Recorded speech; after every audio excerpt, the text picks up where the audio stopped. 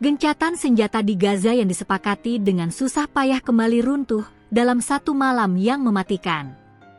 Israel melancarkan gelombang serangan udara besar-besaran, menargetkan jalur Gaza pada Selasa, 28 Oktober 2025, malam. Dampaknya sangat tragis. Sedikitnya 104 warga Palestina tewas, menurut Kementerian Kesehatan yang dikelola Hamas. Dari 104 korban tewas tersebut, 46 diantaranya adalah anak-anak dan 20 adalah perempuan. Mengapa serangan ini terjadi? Israel menuduh Hamas melanggar gencatan senjata. Ironisnya, di tengah tragedi ini, Presiden Amerika Serikat Donald Trump dengan cepat memberikan dukungan penuh terhadap pembalasan Israel. Siapa yang sesungguhnya melanggar garis merah terang dalam perjanjian damai ini? Dan bagaimana serangan dahsyat ini menghantam tenda pengungsi yang seharusnya aman? Tujuan serangan dan tudingan pelanggaran. Militer Israel menyatakan serangan udara ini menargetkan puluhan titik teror dan teroris sebagai respons atas dugaan pelanggaran gencatan senjata oleh Hamas.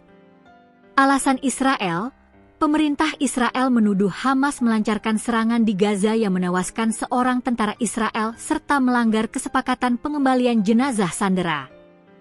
Menteri Pertahanan Israel, Israel Katz, menuding Hamas telah melewati garis merah terang. Korban tentara Israel, IDF mengonfirmasi kematian seorang prajurit cadangan, Sersan Mayor Yona Efraim Feldbaum, dalam insiden penembakan di Rafah, saat kendaraan teknik IDF diserang ketika sedang membongkar rute terowongan bawah tanah. Bantahan Hamas membantah tuduhan terlibat dalam insiden penembakan di Rafah dan menuding Israel sengaja berupaya menggagalkan gencatan senjata melalui serangan udara besar-besaran. Tuduhan saling balas ini menunjukkan rapuhnya perjanjian damai yang ditengahi AS, di mana satu insiden di lapangan dapat memicu eskalasi dahsyat. Korban sipil di seluruh jalur Gaza. Gelombang serangan udara ini menghantam berbagai lokasi padat penduduk di seluruh jalur Gaza, menunjukkan bahwa sasaran yang diklaim titik teror juga meluas ke rumah dan permukiman sipil. Korban total, Kementerian Kesehatan Gaza mencatat total 104 orang tewas, termasuk 46 anak-anak dan 20 perempuan, sementara lebih dari 250 lainnya terluka. Kota Gaza, Beit Lahia, saksi mata melaporkan api dan asap tebal membubung tinggi saat rumah dan sekolah dihantam. Serangan juga menghantam area penyimpanan yang diduga menjadi tempat peluncuran roket. Kamp pengungsi Bureij, 5 anggota keluarga Abu Sharar dilaporkan tewas dalam serangan langsung terhadap rumah mereka di Blok 7. Nuseirat, banyak korban luka adalah anak-anak yang sedang bermain di luar rumah ketika serangan udara terjadi. Serangan yang menghantam area padat penduduk secara masif menimbulkan pertanyaan besar tentang kepatuhan Israel terhadap hukum humaniter internasional. Tragedi di tenda pengungsi Khan Yunis.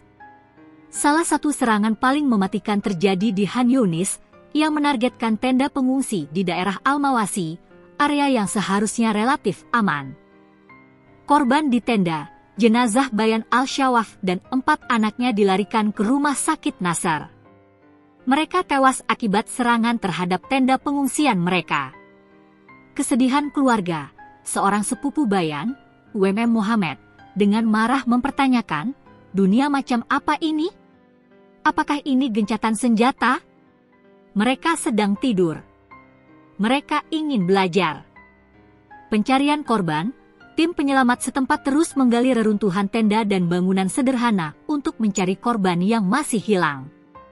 Serangan yang menargetkan pengungsi, yang seharusnya dilindungi di bawah perjanjian, adalah pukulan telak bagi kredibilitas gencatan senjata yang ada. Respon Trump dan peringatan PBB. Di tengah eskalasi ini, fokus global beralih pada respons Amerika Serikat dan badan-badan internasional.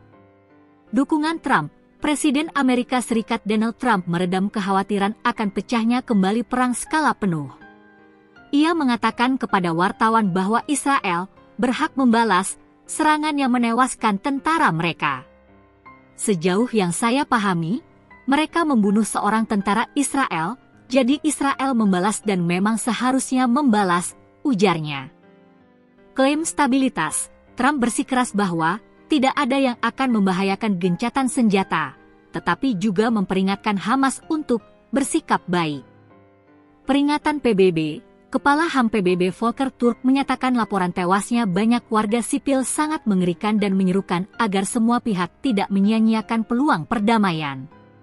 Beberapa jam setelah mengumumkan kelanjutan gencatan senjata, IDF kembali melakukan serangan udara di Beit Lahia, menunjukkan bahwa meskipun secara resmi gencatan senjata ditegakkan, pembalasan militer masih menjadi bagian dari realitas di Gaza.